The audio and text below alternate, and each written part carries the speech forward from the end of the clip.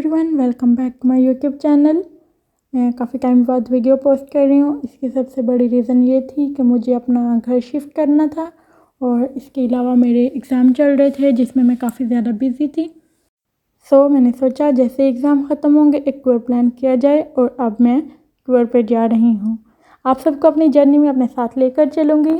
सुबह के 6 बज चुके हैं और हमने 6:40 पर बानहोफ से अपनी ट्रेन लेनी है।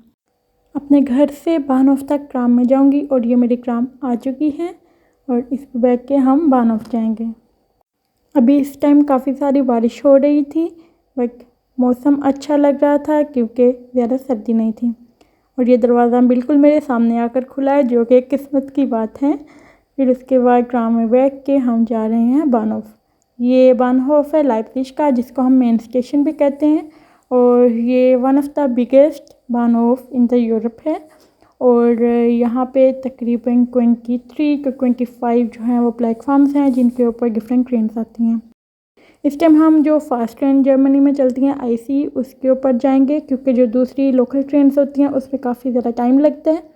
और वैसे भी इंटर यूरोप जो ट्रेन्स चलती हैं वो अक्सर फास्ट ट्रेन्स ही होती हैं। यहाँ पे मेरी ट्रेन आ चुकी है, इसके अंदर बैठेंगे और प्राग जाएंगे। इसका एक जो स्टॉप है वो ड्रेस्डेन में है और नेक्स्ट स्टेशन जो है वो प्राग होगा, जिसको चेक में प्राहा भी कहते हैं। इस ट्रेन के 2 फ्लोर्स हैं और हम ऊपर जाके बैठ रहे हैं क्योंकि ऊपर से व्यू अच्छा नज़र आएगा।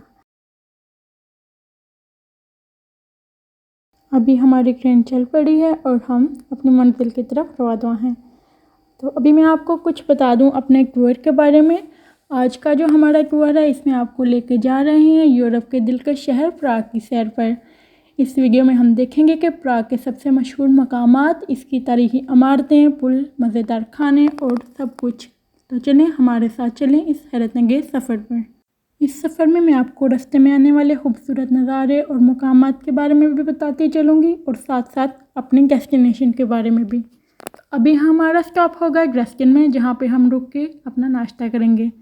और अनफॉर्चुनेटली मैं खाने की कोई भी वीडियो रिकॉर्ड नहीं की पूरे दिन की, बट ये ना समझिएगा कि मैंने कुछ खाया नहीं है। तो ये है ड्रेस्डेन का एक व्यू लें आप और इसको एंजॉय करें।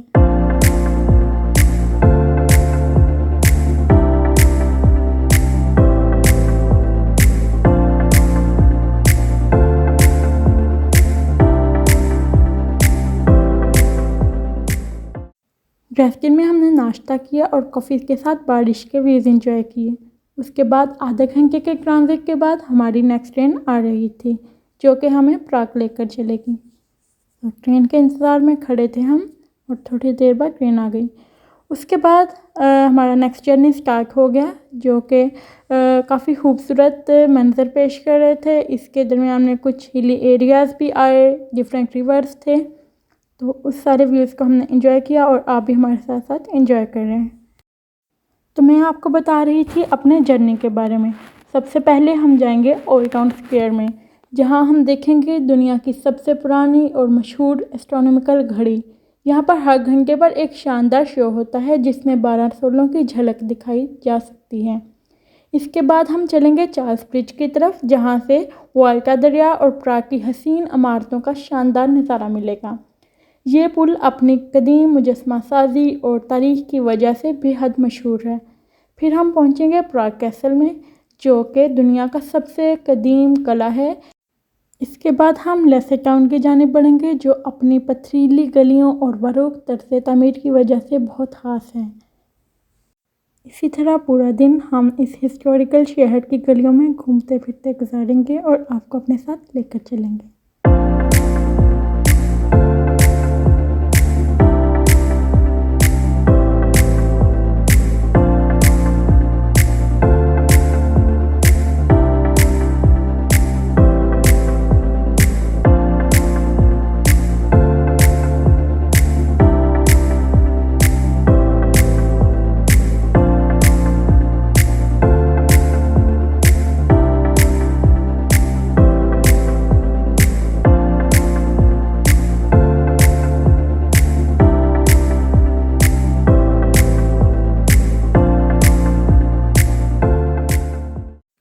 अभी हम प्राग के बानहोफ पर पहुंच चुके हैं और बाहर निकलकर आपको व्यूज़ दिखाते हैं।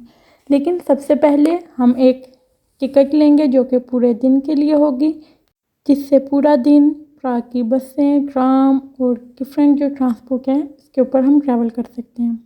आई थिंक 5 यूरो की हमने टिकट ली थी यहाँ से, और ये है बाहर का मंजर।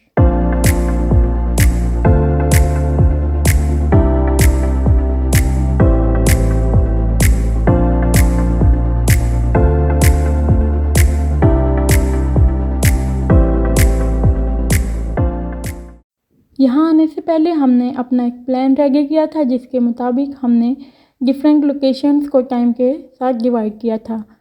सबसे पहले हम जा रहे थे ओल्ड टाउन स्क्वायर में।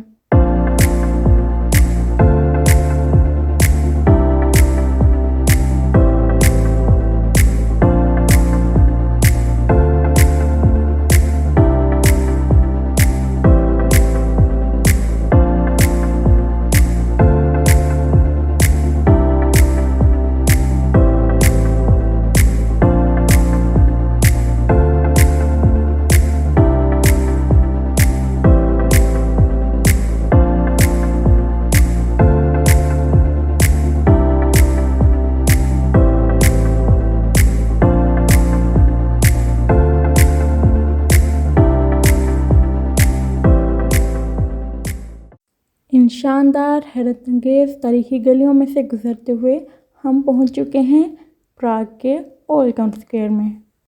यहाँ पर हमारी तरह और भी बहुत से टूरिस्ट मौजूद थे जो कि इस शानदार शहर को एंजॉय करने आए थे। यहाँ पर प्राग की सबसे पुरानी और दुनिया की तीसरी सबसे कदीम एस्ट्रोनॉमिकल घड़ी मौजूद है, जो कि 1410 में बनाया गया था।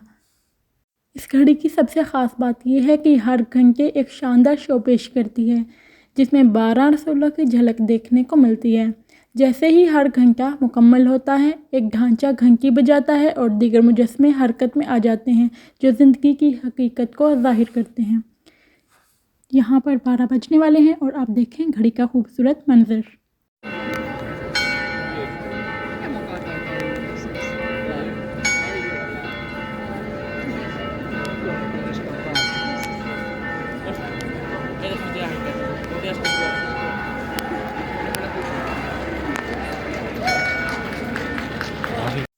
और अब हम जा रहे हैं चार्ल्स ब्रिज की जानिब। सबसे पहले ये जानना ज़रूरी है कि चार्ल्स ब्रिज की तमीर 1357 में बादशाह चार्ल्स चौहारम के हुक्म पर हुई थी और ये 15वीं सदी में मुकम्मल हुआ था।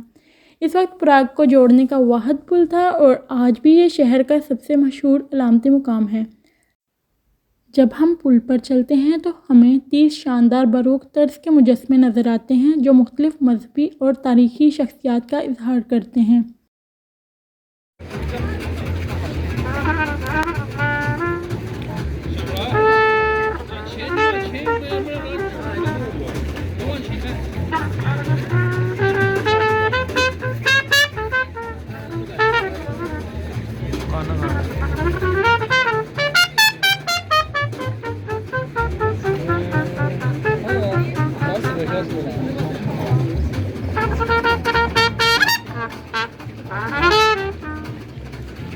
यहाँ पर हमने थोड़ी देर म्यूज़िक एंजॉय किया। पुल से हमें वोल्टावा दरिया के खूबसूरत नज़ारे और प्राग के तारीखी मकामात जैसे ओल्ड टाउन स्क्वायर, प्राग कैसल और सेंट मैक्स कैथेड्रल देखने को मिलते हैं। ख़ास तौर पर सूरज ग़रूब होने के वक्त यहाँ का मंजर नाकाबिले फरामोश हो जाता है।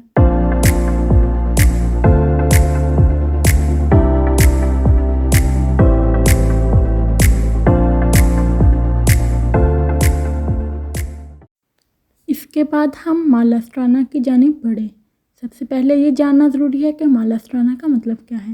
इसका मतलब छोटा शहर है, लेकिन हकीकत में ये प्राग के सबसे खूबसूरत और तारीखी मुकामात में से एक है। ये इलाका 13वीं सदी में बसाया गया और बाद में बारोक तर्ज तमीर का एक शाहकार बन गया। और यहाँ से चलते हुए हम जॉन लेनियन वॉल पर पहुँच के, जो आज़ादी और मोहब्बत और अमन की अलामत है। 1980 की दहाई में लोगों ने यहाँ जॉन लेनियन के गाने लिखना शुरू किए और ये जगह प्राग में अमन की तहरीक की एक निशानी बन गई।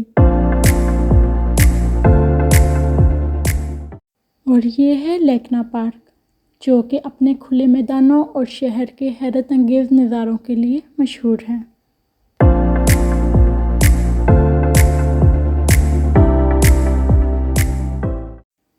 शानदार गलियों में से गुजरते हुए हमने अपना वापसी का सफ़र का आगाज़ किया और अभी हम जा रहे हैं प्राग के मेन स्टेशन की जानिब।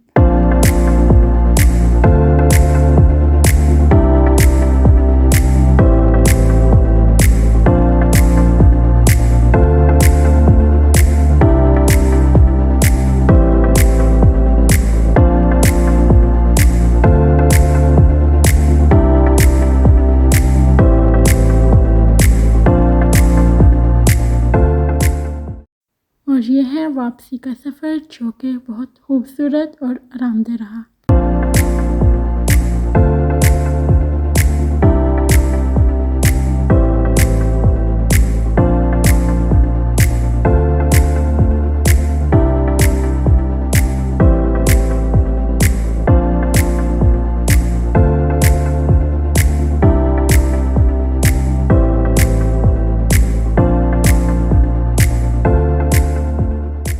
ये था एक दिन प्राग में। ये शहर वाकई एक ख्वाब जैसा है जहाँ हर गली एक कहानी सुनाती है। और फिर उसके बाद हम अपनी यादों को समेटते हुए अपने शहर लाइप्ज़िग वापस आ गए।